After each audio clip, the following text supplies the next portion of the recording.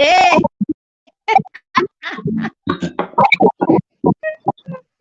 Okay, hmm. okay. Welcome back to another episode of Socha Podcast, where we celebrate small local businesses and the passionate individuals behind them. I'm your host, Tapelem Kibe. Today we have a special guest with us. Our guest today is a proud owner of a local business brand that is making waves in the community. Please welcome Mrs. Florence Langotti, the founder of KAGO Creations. Welcome to the show. Thank you, Mosota Podcast. Thank you for welcoming me and the viewers. My name is Florence Langotti, and then I'm a founder of Kaho Creations, which was founded in 2016 after I had gone into a business of fast food and car wash, which didn't then work by then because of financial issues, and were actually scammed out of the venue that I was operating from. So I went back to work and I didn't give up on business. After some few years of recovering from my loss, I started to actually think of starting afresh. That's why the name Kaho, meaning I'm rebuilding. And then, in fact, this Kaho creation, the name is given to my youngest grandson. His name is Kahom. So for me, when I started afresh, I told myself that in any case, the previous business was not necessarily founded on what I now get to learn through a course that I'm actually undertaking with IEDF, because there's a lot of things that are actually missed out in the first business.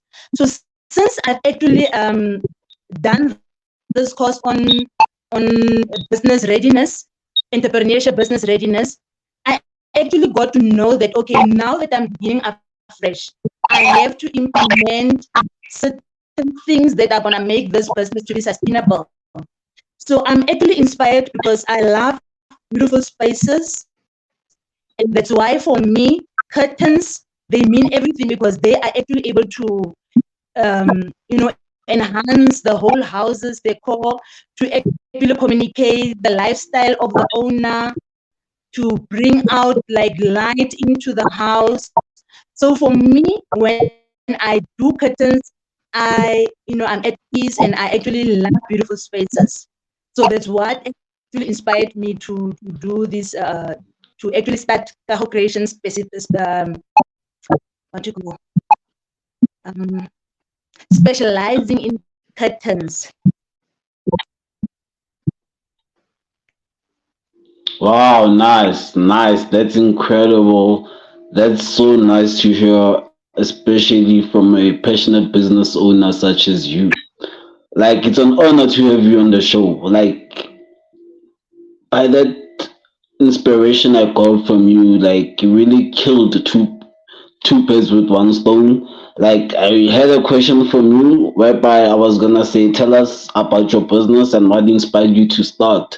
Like you completely answered me in that statement you just said. So that's nice and incredible. You said a lot in one. So let's dive into the next question, which Thank is, you. can you tell us more about your brand and what sets you apart from others, actually?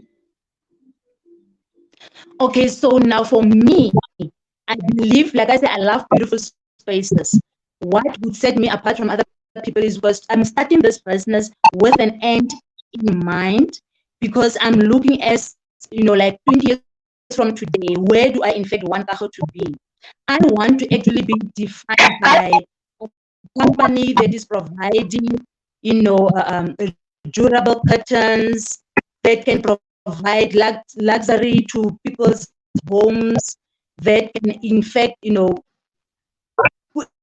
anything that is able to be modern, that's able to bring out that crisp and curated look in a in a homeowner's house.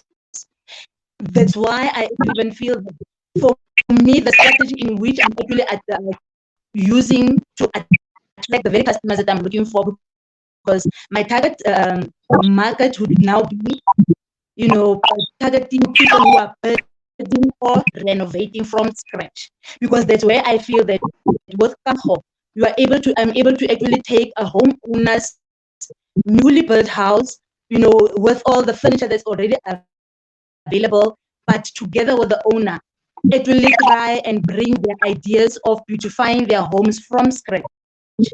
So I'll be able to personally go into the home, advise the owner, bring their ideas to life. And for me, I'm also liking to know more about color, because you remember with curtains, color also plays a whole part in actually either brightening or actually darkening the whole home. So at the end of the day, that's what I'm trying to do, to say I'm distinguishing myself by going to a market that looks like to date it's untapped, because I've done my research and I found that a whole lot of people actually wait for people to come to the shops. Whereas for me, I'm actually liking that personal touch and the communication with the owner, the input of the owner, and then from there, together, I'm able to create whatever the owner would want with my advice. And because I'm also able to actually expertly install the curtains, because the difference between me and other people would be, say for example, I make a curtain and then I install it. The way you install, it depends on how your gatherings in a curtain can either make or break that particular living space where the curtain is actually hanged in. So for me, I find myself, I think I'll be definitely, that's a unique part of me to actually differentiate myself from other people. Personal touch, provide simple but quality material, bring out the lights in people's homes, and then have that expert and obviously money for value products. It's wonderful that you have created a brand that resonates so well with your customers. Building relationships within the community is so important for local businesses. Can you share any stories or experiences that have touched you during your journey? Okay, for me, whilst I'm actually trying to have my company grow, I am touched by the fact that during the course that I did with IEDF, I got to learn that, as an entrepreneur, it's not just about wanting to make money, you also have to want to give back to the very community that you actually are going to do business with. So for now, there is a campaign that we are initiating of actually distributing sanitary pads to children at schools and for informal women in businesses. So that would be a way of KAGO partnering into an initiative that recognizes that together we are able to improve women's lives. But it's not just about taking from the community, but also wanting to participate in giving back what to the community and improving their lives. Truly amazing. It's stories like this that make entrepreneurship so rewarding. Now, what advice would you give to aspiring small business owners who are just starting out? For me, I believe that any aspiring entrepreneur firstly must have passion, because with business it doesn't take off quickly. You have to start with where you are at, and then passion will definitely see you through every difficulty, because in business you will find definitely challenges along the way, but that shouldn't discourage any person who wants to enter into business. And sometimes as entrepreneurs, I find that a lot of people actually want to, they are keeping on and delaying implementation of their business ideas because they actually want to make it perfect. Whereas if you're an entrepreneur, you just start. Rather fail and fail upwards. Because at the end of the day, if you don't do anything, how would you know that that business idea in fact is going to be appreciated in the community, or in fact is going to work? So passion, getting started, and then obviously with the needs of customers, which changes every day. Once you have that passion, one has to also always be innovative, come with different ways or strategies of actually doing your business. Also, one need to know your value. You know, for example, sometimes you sell something. Say, for example, you sell say scones, and somebody can say, "No, but this scone of yours is asking 20 rand. No, I can't buy this." But you know, the same person when they go to retail stores, they're able to buy the same scone that you are selling for 20 rands in the community for 50 rands or even 80 rands. So for me, I find that if you know your value, you know the input that you've done within producing that product of yours, you definitely are gonna hit to the price that you actually put to the market. So people need to appreciate that as small businesses, one is putting in a lot to actually get any one product out there. And then of course the major thing that lately, because we are all going into the technological space, we have to actually study and learn this digital marketing, because in as much as people want that personal touch or that personal connection with a business owner, now things have gone digital. People can't always come and find you, so they need to want to Google you, get your business online, register your business, try and always be tax compliant, because there's nothing as bad as you are now doing well and you're not tax compliant. All the money that you worked hard for then gets taken away from you by the by SARS. So at the end of the day, any business must actually be compliant. And also, at the end of the day, like I've shared this story on corporate social investment. A person has to, at the end of the day, and I think that all of us as entrepreneurs, we start businesses, but to actually leave a legacy behind.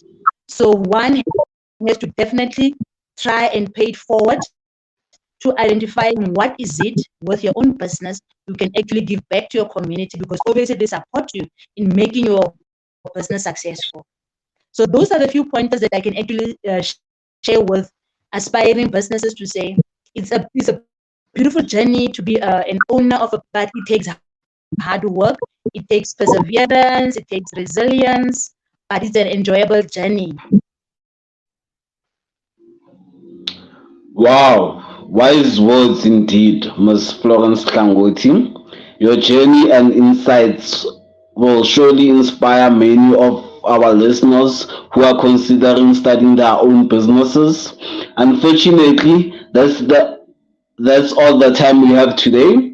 I want to thank you, Mrs. Florence Kangoti, for sharing your story with us today.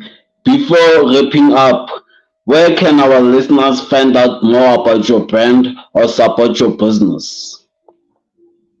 Okay, I've got a Facebook page by the name of KAGO Creations, and then they can find me on WhatsApp. My number is 072 438 8194, and then my telephone number is 081 811 8874. So that's how they are able to find me. Fantastic. Listeners, make sure to check out Kahu Creations on social media handles and explore their different amazing products. Thank you for tuning in today's episode of Umsotra Podcast. Remember to support local businesses and entrepreneurs in your community. Until next time, stay inspired and keep sharing your dreams. Keep chasing your dreams. Sorry about that. Good day. And thank you, Ms. Florence Langoti, for being in our show. Viewers and listeners at home, don't forget to subscribe, like, and comment and hit the notification bell for more upcoming shows and exclusive content of From Sotra Podcast. Just like, subscribe, comment, and hit the notification bell. Thank you. Bye. I thank you. Bye bye.